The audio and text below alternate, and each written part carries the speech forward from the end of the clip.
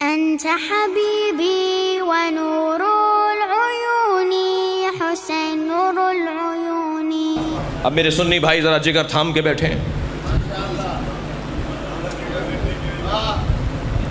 سب سے پہلی اور ایک موٹی سی میرے بھائیوں کی خطا اور کوتاہی یہ ہے کہ ایک نامعقول نظریہ ہے ہمارے بھائیوں کا، کلہم عدول، سارے صحابہ عادل. یہ عقل میں آنے والی بات نہیں ہے. معقول بات کرو، ممکن بات کرو، اس نظریے پر نظر ثانی کرو. قرآن مجید میں 6 قسم کے صحابہ کا ذکر کیا گیا ہے. نبی کے ساتھ بیٹھنے والوں کی 6 قسمیں کی ہیں قرآن نے: مومنین، سابقین، مذبذبین، منافقین.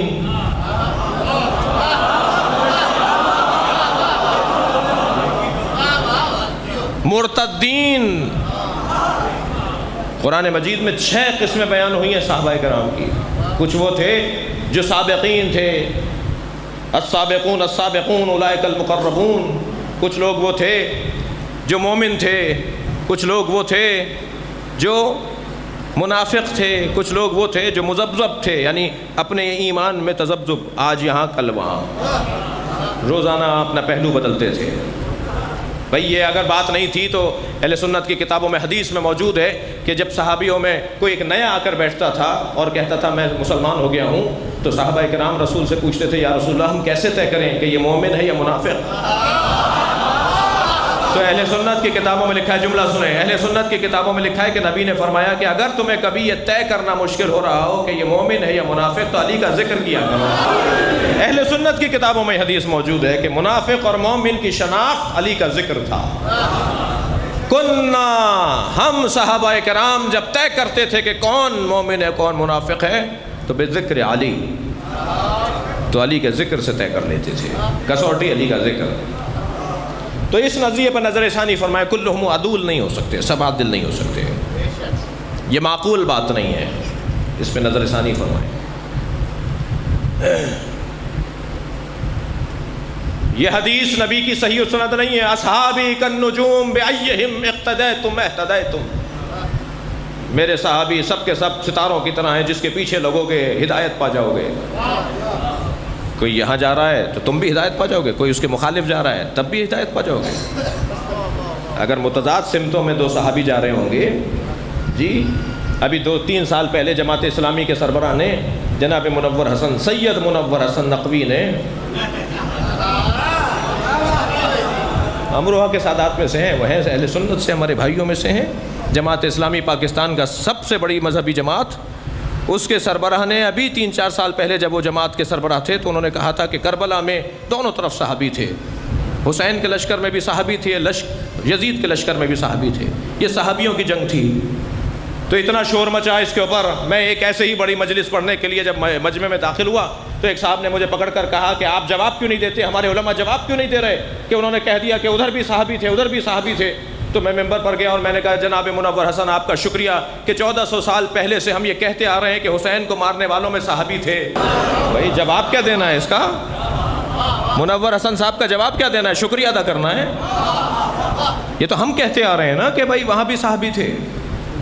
حسین کو یا صحابیوں نے مارا ہے یا صحابیوں کے بچوں نے مارا ہے. میں اس بحث میں زیادہ نہیں جانا چاہتا، لیکن جنگ صفین میں کون تھا؟ یہ ڈاکٹر اسرار صاحب انتقال کر گئے. جی نہیں، کوئی ایسی بات نہیں کریں. جو ڈاکٹر اسرار صاحب سے جب کسی نے پوچھا ٹی وی چینل پر کہ خوارج صحابی تھے یا نہیں، خوارج جنہوں نے مولا کائنات کے خلاف تلواریں اٹھائیں وہ سارے صحابی تھے یا نہیں؟ تو کہنے لگے نہیں صحابی تھے مگر مرتد ہو گئے تھے. تو اور ہم کیا بولتے ہیں؟ اور ہم کیا بولتے ہیں بھائی؟ تو برائے مہربانی میں بہت دبانہ گزارش کر رہا ہوں، میں خود سنی ہوں،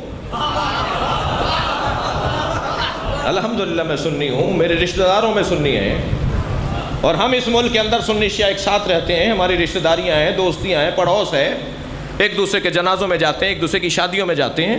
کچھ کوتاہیاں شیعوں کی ہیں، کچھ کوتاہیاں میرے سنی بھائیوں کی ہیں. ان میں سے ایک کوتاہی ہے. دوسری کوتاہی بتاؤں؟ دوسری کوتاہی یہ ہے کہ یہ اپنی کتابوں کا مطالعہ نہیں کرتے. خدا کے لیے صحیح بخاری پڑھ لیجئے.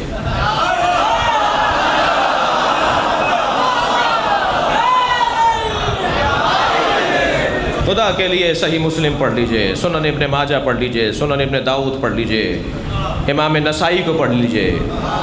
امام نسائی کو کوڑے مار مار، آپ کے امام ہیں، میرے سنی بھائیوں کے امام ہیں امام نسائی. امام نسائی کو مولا علی کے فضائل پڑھنے پر اتنے کوڑے مارے گئے کہ وہ ایک ہفتے کے بعد ان زخموں کی تاب نہ لا کر رحلت فرما گئے. علی کے فضائل پڑھنے پر امام نسائی کو قتل کیا گیا ہے. جی صحیح بخاری پڑھ لیجئے. جناب فاطمہ زہرا کچھ لوگوں سے ناراض تھیں، صحیح بخاری میں لکھا ہوا ہے. صحیح بخاری پڑھ لیجئے. باب متع ہمیں کہتے ہیں کہ زنا کی نسبت ہمیں دیتے ہیں. میرے عزیز بھائی سے، میرے سنی بھائی سے گفتگو ہو رہی تھی. وہ کہنے لگے تم لوگ زنا کی اولاد ہو، تم متع کرتے ہو، حرام کام کرتے ہو، تمہارے یہاں شادیاں نکاح نہیں ہوتے. میں نے کہا یہ صحابہ کرام نے کیا تھا، یہ سنت پیغمبر ہے. کہنے لگے نہیں ہے، زنا ہے، فلاں ہے، معاذ اللہ. میں نے کہا جی آپ وہ شیخ الحدیث تھے میرے دوست.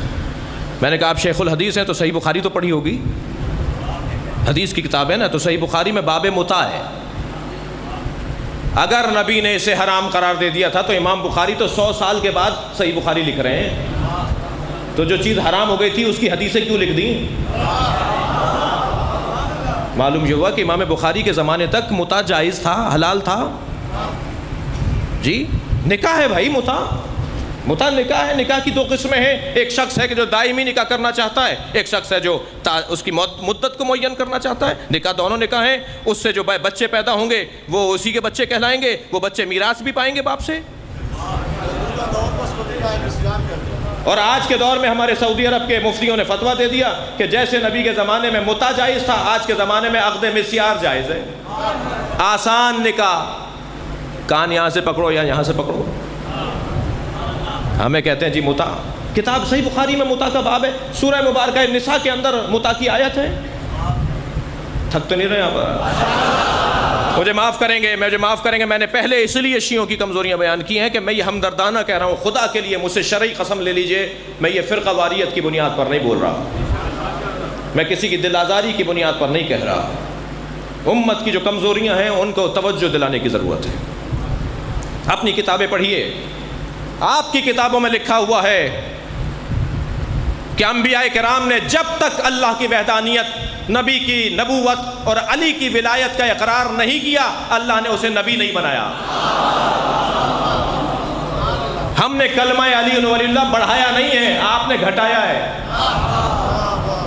آپ کی کتابوں میں لکھا ہوا ہے. اپنی کتابیں پڑھیے. تیسری گزارش مؤدبانہ اور عارضانہ میری تیسری گزارش یہ ہے کہ آپ کے ہاں صحابہ کرام کی اور ازواج رسول کی توہین نہیں ہونی چاہیے، چاہے نبی کی توہین ہو جائے.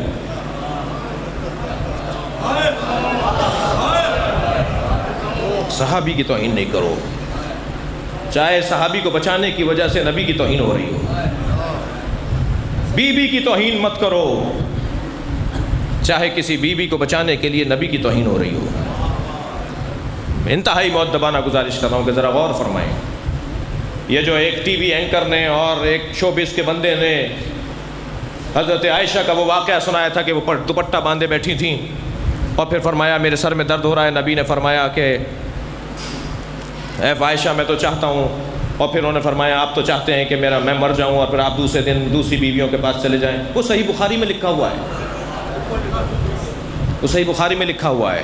مجھے معاف کریں گے، حضرت عائشہ نبی کو کہہ رہے ہو کہ آپ تو ایسے ہی ہیں، میں آج مروں گی تو آپ دوسرے دن دوسروں کے پاس چلے جائیں گے. تو یہ نبوت پہ شک نہیں ہو رہا؟ یہ نبی کی عصمت پہ شک نہیں ہو رہا؟ نبی کی نبوت پہ شک نہیں ہو رہا؟ نبی کی بے احترامی نہیں ہو رہی؟ کاندھوں پہ بٹھا کے گڑیوں کا ناچ دکھاتے ہیں نبی. جی جناب عائشہ پردہ آویزہ کر کے کہتی ہیں کہ صاحب غسل ایسے کرتے ہیں، ذرا غسل دیکھو کیسے کرتے ہیں. مجھے معاف کریں، صحابہ کرام اور ازواج پیغمبر کا بڑا مقام ہے. عزیزان گرامی، لیکن نبی کی ادب اور احترام کا خیال رہے۔ ہمارے بھائیوں کی کتابوں میں نبی کی توہین بڑھی ہوئی ہے، اس پہ غور کریں۔ أنت حبيبي ونور العيون حسين نور العيون ذكرك